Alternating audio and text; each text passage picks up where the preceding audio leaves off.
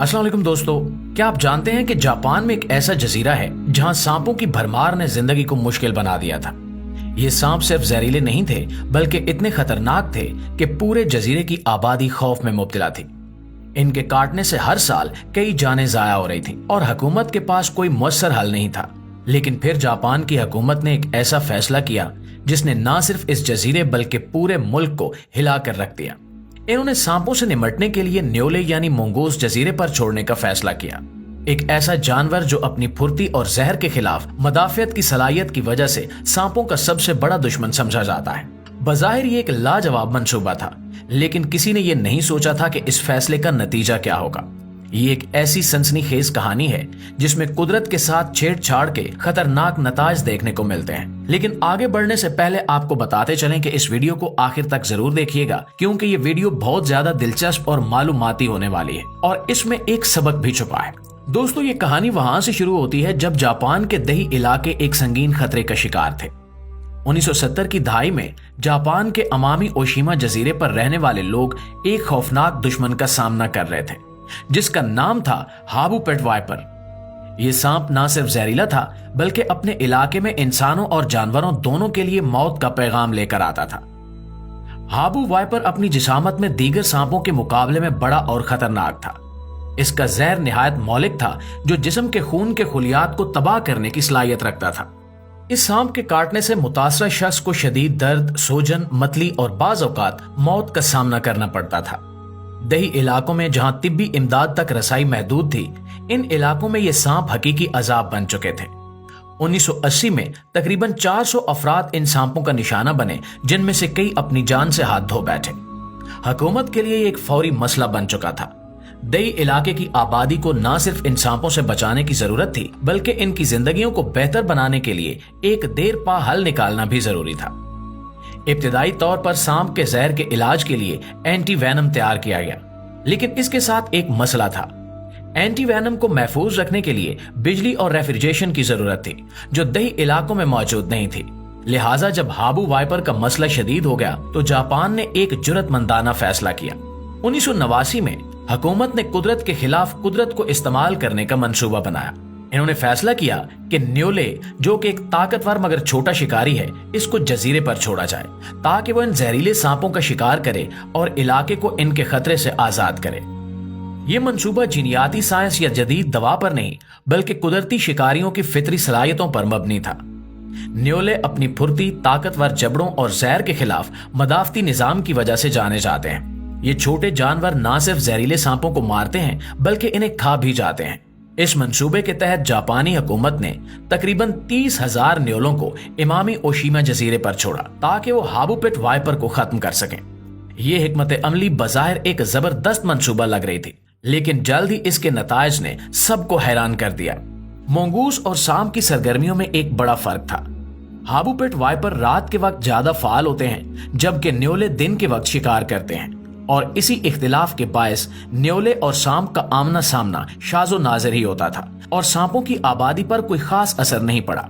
नतीजे में न्योलों ने सांपों की बजाय जजीरे की मकामी नस्लों को निशाना बनाना शुरू कर दिया।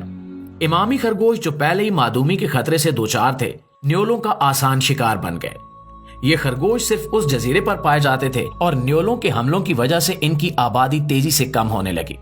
न्योलों का एक और मसला ये था कि ये बेहद तेजी से अफजाइश नस्ल करते हैं। चंद ही सालों में इनकी आबादी हजारों तक पहुंच गई और वो पूरे जजीरे पर फैल गए। मकामी माहौलियाती निजाम जो पहले ही नाजुक था, तबाही के दहाने पर पहुंच गया। प्यारे दोस्तों, जब जापानी हुकूमत को इसका एहसास हुआ कि न्योलों को जजीरे पर छोड़ने का फैसला इनके लिए एक नया बहरान बन चुका है, तो उन्होंने इस मसले के हल के लिए फौरी इकदामात करना शुरू कर दिए। अब इनके सामने दो बड़े चैलेंजेस थे, एक मकामी माहौलियाती निजाम को बहाल करना और दूसरा न्योलों की बढ़ती हुई आबादी पर काबू पाना। सन 2000 में हुकूमत ने न्योलों के खात्मे के लिए एक जामे मंसूबा बनाया। इन्होंने खास तौर पर तरबियत याफ्ता कुत्तों और माहिर शिकारियों की एक टीम तश्कील दी जिन्हें जजीरे के हर इलाके में न्योले तलाश करने और पकड़ने का काम सौंपा गया। इसके अलावा तकरीबन 20,000 खसूसी ट्रैप्स पूरे जजीरे में नस्ब किए गए ताकि न्योलों की बढ़ती हुई तादाद को रोका जा सके। ये मुहिम काफी मुअस्सर साबित हुई। पिछले 25 सालों में जापानी हुक्काम ने 32,000 से ज्यादा न्योले पकड़े हैं और इनका खात्मा किया है। जदीद टेक्नोलॉजी जैसे मोशन सेंसिंग कैमरों और रिहायशियों से हासिल होने वाली इतलात की मदद से न्योलों की मौजूदगी की निगरानी की गई। सन 2022 में 472 मुख्तलिफ जगहों पर लगे कैमरे और तरबियत याफ्ता कुत्तों की मदद से एक जामे रिपोर्ट तैयार की गई, जिसके मुताबिक जजीरे पर न्योलों की मौजूदगी तकरीबन खत्म हो चुकी है। ये कामयाबी बिलाशुबा एक बड़ी फतह थी, लेकिन असल मसला यानी हाबू पिट वाइपर अभी भी मौजूद था। यहाँ से जापानी साइंसदानों की जदोजहद शुरू हुई। उन्होंने सांपों के जहर के खिलाफ एक जदीद और काबिल रसाई एंटी वेनम तैयार करने की तहकीक शुरू की। जहर के जीनियाती नक्शे को समझने के लिए जापान के मुख्तलिफ तहकीकी इदारों और यूनिवर्सिटियों ने मिलकर काम किया। इस मकसद के लिए साइंसदानों की एक टीम ने सांपों के जहर, खून और बाफ्तों के नमूने जमा किए और इनके डीएनए का तज्जिया किया। इस तहकीक में 60 जीन्स का पता लगाया गया जो जहर की तैयारी में शामिल थे। इन जीन्स को जानकर साइंसदानों ने नए और बेहतर एंटी वेनम बनाने की बुनियाद रखी। दोस्तों, ये तहकीक सिर्फ सांप के जहर के इलाज तक महदूद नहीं रही, बल्कि इससे दीगर बीमारियों जैसे कैंसर और कल्बी अमराज के इलाज में भी मदद मिलने की उम्मीद पैदा हुई। जापानी माहिरीन ने न सिर्फ जहर के इलाज के लिए नए तरीके दरियाफ्त किए, बल्कि इनकी तहकीक ने आलमी सतह पर साइंसदानों को जहर से बनी दवाओं की तैयारी में मदद दी। दोस्तों, जापान में न्योलों को जहरीले सांपों के खात्मे के लिए मुतारिफ करवाने का फैसला शायद एक मुनफरिद तजुर्बा था, लेकिन ये कुदरत के साथ छेड़छाड़ की पहली कोशिश भी नहीं थी। दुनिया भर में कई ममालिक ने कुदरती माहौलियाती निजाम को कंट्रोल करने के लिए ऐसे ही इकदामात किए हैं और इनके नतायज हैरान कुन बल्कि अक्सर तबाहकुन निकले। सन 1935 में ऑस्ट्रेलिया ने गन्ने के खेतों में केन बीटल्स के मसले से निमटने के लिए कैन टूड्स मुतारिफ करवाए।